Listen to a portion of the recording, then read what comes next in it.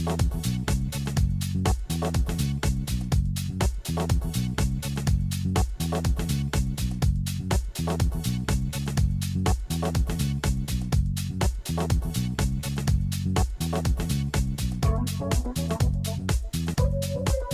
and welcome to Wired In. I'm Diana Galata with Hampton City Schools. Today I am joined by Kristen Duke, who is the pharmacy manager of our new employee pharmacy. Welcome. Thank you for having me on the show. We're really glad to have you here. As you know, our pharmacy is fairly new, opened last spring toward the end of the school year. Tell us a little bit about which employees can use the pharmacy. Well, all Hampton City Schools employees can use the pharmacy to purchase over-the-counter medications. However, only Hampton City Schools employees and their dependents who are enrolled in one of the school medical plans can use the pharmacy to fill prescriptions. So tell us, so if you're not enrolled in the health plan, then you can still go there for the over-the-counter. Yes, you which can. Those are very well priced. Yes. Some of the cold medicines I noticed are very well priced. Well, actually, all of it. You have saline solution, all kinds of different things that are very inexpensive. So if you're not on the health plan, you can use that. But if you are on the health plan, tell us a little bit about the benefits of using the employee pharmacy as opposed to anywhere else in town. Well, we are saving employees a lot of money. We offer over-the-counter and prescription products at a substantially lower cost. As long as employees are not on the high deductible plan, there is no deductible when filling prescriptions at the pharmacy. The copay for a 1-month supply are $2 for generic medications, $15 for preferred brand medications, and $25 for non-preferred brand medications. Now, the employees that are on the high deductible plan, the cost of their prescriptions will still typically be lower than what you will find at other pharmacies, and it will apply towards their plan deductible. Those employees still have to meet their plan deductible. So far, employees have been very pleased and grateful for the money that they're saving. So are you seeing growth in terms of the number of customers? Yes, I am. Yes, I am. Every week, we're seeing more and more walk-ins, and people are very excited that we're there. So if I have all of my prescriptions somewhere else, then what do I need to do to get them transferred over to the employee pharmacy? Prescriptions can be transferred using the prescription transfer form that's posted on the Hampton City Schools website. The form can be faxed into the pharmacy or it can be brought in. Employees also have the option to bring in their prescription bottles, or they can just call the pharmacy and provide us with the details that we would need to get the prescription transferred over. So what about the 90-day refills or fills? Can you all do that there as well? Yes, we can, and we have been encouraging employees to ask their doctors to write prescriptions for 90 days because essentially you get a month for free. 90-day supplies are available at only two times the copay of a 1-month supply. And you all are open Monday through Saturday, correct? Yes. Okay, and I'm assuming the exact hours are located on our website when you can go in. And I know that they're closely related to the hours of our Health and Wellness Center, which is right next door on Todd's Lane, correct? Yes. Okay, yes. So I know that I like to go on Saturdays just because I'm busy during the week. And so you're open from what time on Saturday? 8:30 to 12:30 on Saturday. So that's very convenient for those of us, well, most of us who work Monday through Friday to go ahead and plan, okay, if I were to go on Saturday, that's a good time to go. Yes, it is. So tell us a little bit more about yourself. What career path did you take to get here? And now that you're in Hampton City Schools, tell us a little bit about your background. We want to know more about you. Sure. Well, I received my doctorate of pharmacy degree from Virginia Commonwealth University in Richmond, Virginia. I have about 6 years of licensed pharmacist experience, which includes over 2 years of managerial experience. I'm excited to use my knowledge, skills, and clinical experience to maximize the wellness and financial well-being of the Hampton City School employees. So you're excited to be here? Yes, I am. Great. So I guess the best place to tell employees would be to go to the Hampton City Schools website, and we'll put that address up on the screen to go in. And I know under the staff tab there is a lot of information on not only our Health and Wellness Center, but also on our pharmacy. Yes. So we'll hope employees will do that. But before we close, is there anything else that you'd like to share about the pharmacy that you would like for our employees to know? Yes, I've been hearing concerns about possibly the employees' health information being accessible to the school division, and I just wanted to stress that the privacy of the employee health information is very important to us. Just like any other pharmacy, we're required by state and federal law, specifically HIPAA policy, to ensure the confidentiality and security of employee health care information. So I assure you that no employee health information will be available to nor shared with the school division. I also, just for employees who may not be familiar with where we're located, we're at 2238 Todd's Lane in Hampton, Virginia. We're located in the same building as the Employee Health and Wellness Center, located in the back of that building. Don't forget to come check us out for the over-the-counter medications. We have great pricing. Come take a look before you go elsewhere. And also, we do offer the option of automatic refill on prescriptions as an added benefit to employees. And additionally, we pride ourselves in friendly and attentive customer service. We have short wait times, 15 minutes or less, and we can order medications pretty quickly. In the event a medication is not in stock, we typically can get it the next business day. So I can guarantee employees won't regret coming to pay us a visit.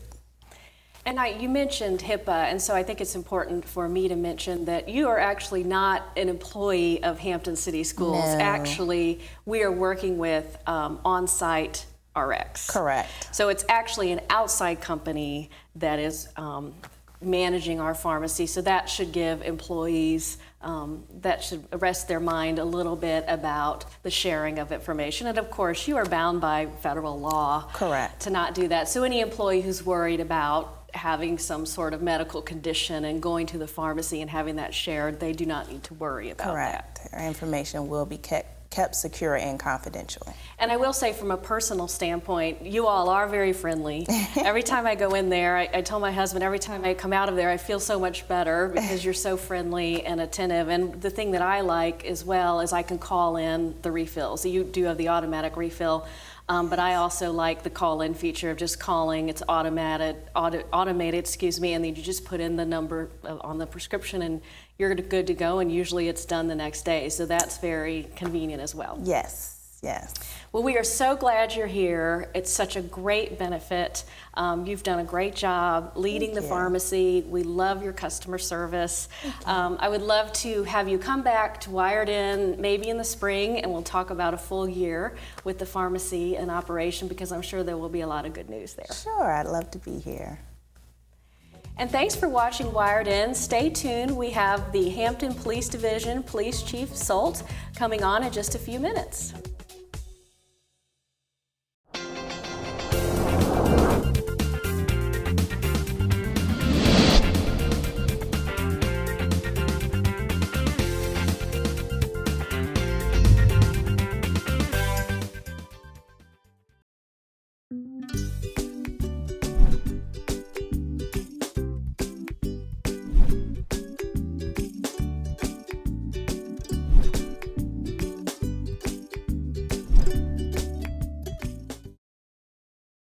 Welcome back to Wired In. I'm very pleased today to have the Hampton Police Division Chief, Terry Solt. Welcome.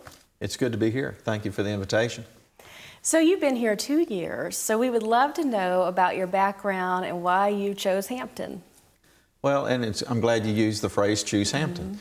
I come from the Charlotte area of North Carolina. I spent about 30 years with the Charlotte-Mecklenburg Police Department. Then accepted a position as the Chief of Police in Gastonia, North Carolina.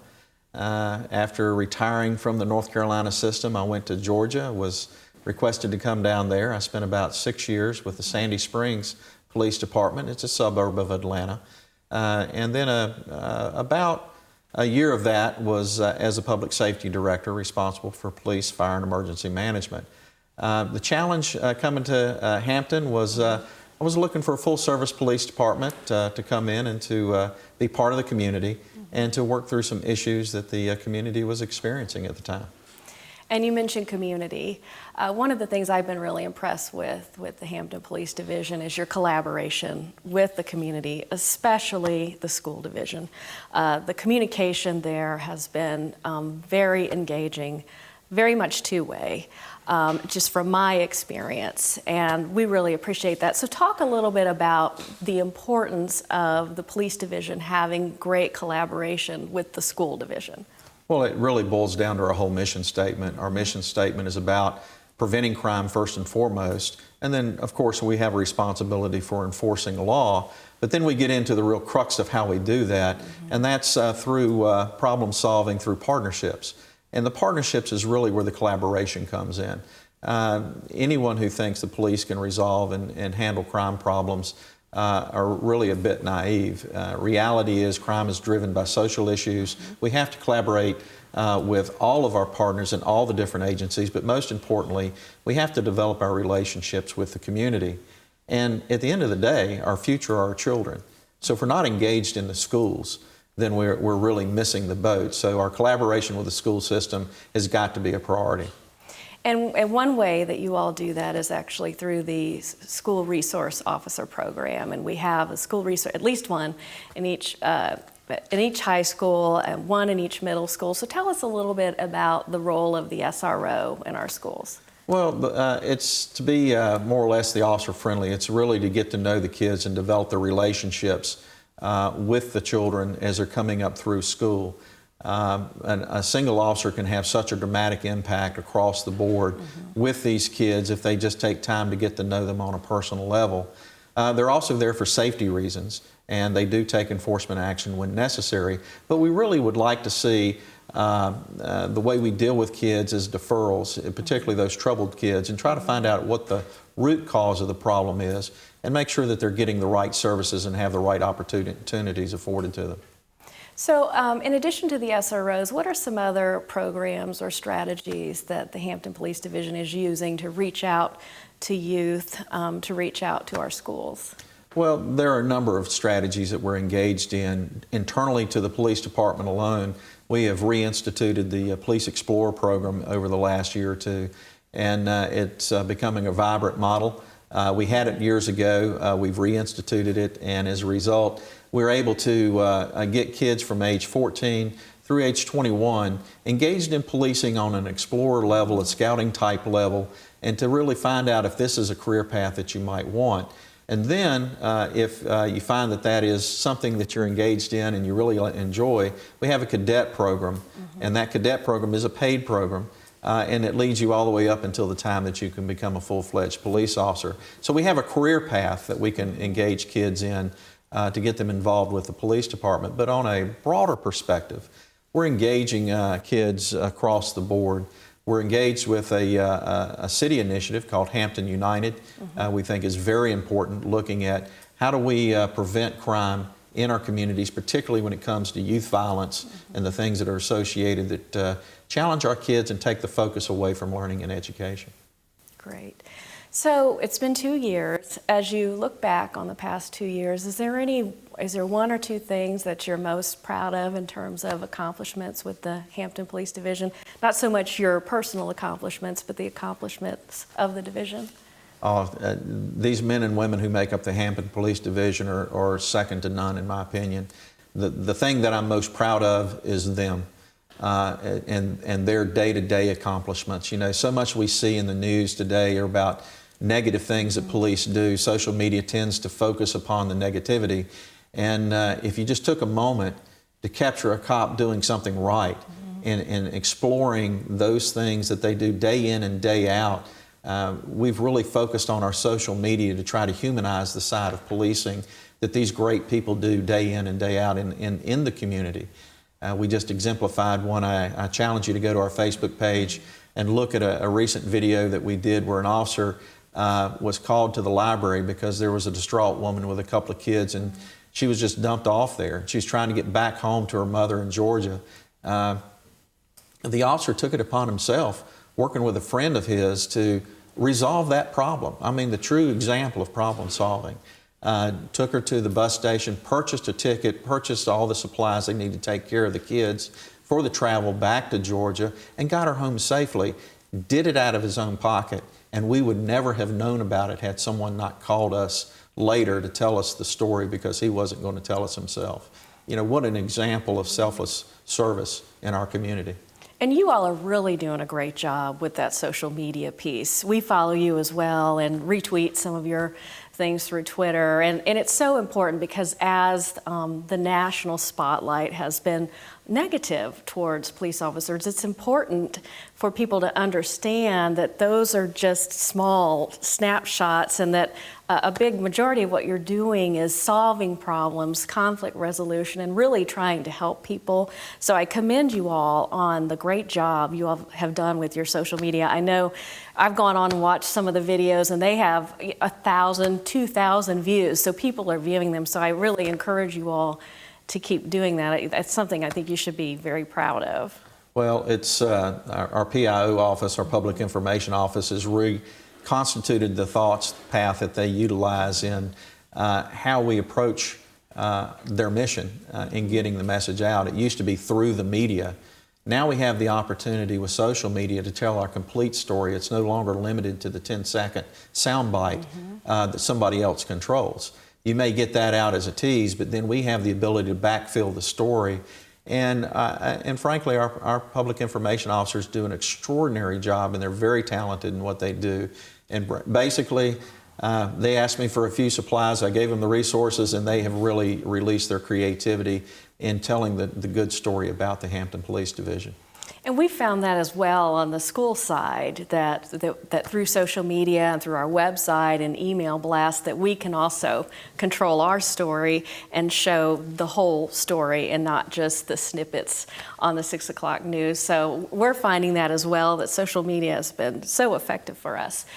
So looking into the future, what are some things that you would like to accomplish in the next few years? Well, over the past 2 years, we've really been focusing on the foundation blocks, reestablishing our relationship and our trust levels with the community, so important to policing now and into the future. And we've been looking at things like taking care of our people, making sure we have fair and equitable pay, making sure that equipment is in good shape and in good order. But in the future, as we look forward, we've got a number of challenges.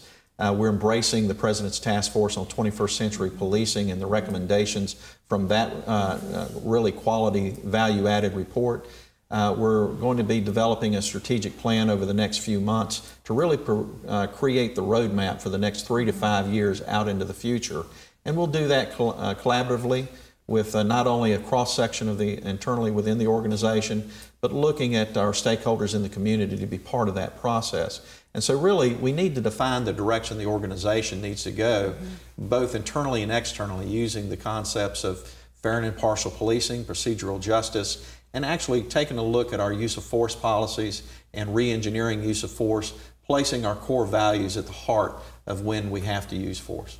So it sounds like you have your work cut out for you. It's a lot of work, and but it's interesting because it's all about people. It's all about developing those relationships and to ultimately get to where we need to be. So before we close, is there anything else that you would like to share about the Hampton Police Division? We just really appreciate the relationship and the partnership we have with the Hampton City Schools. It's a value-added dimension for society across the board. You know, school systems are just a microcosm of what our kids are doing in the community across the board. They're concentrated in our schools during the school year, and so it's an opportunity for us to really get to know them and for them to get to know us. So we've got to be better engaged at that level, and we just thank the school system for this opportunity to be here today. And we appreciate everything that you and your officers do to keep our schools safe. Thank you. So in a year from now, we would love for you to come back and talk about what's going on with Hampton Police Division. So please accept our invitation to come back. We look forward to it. And thanks for joining us today. Thank you. And thanks for watching Wired In. Have a great week.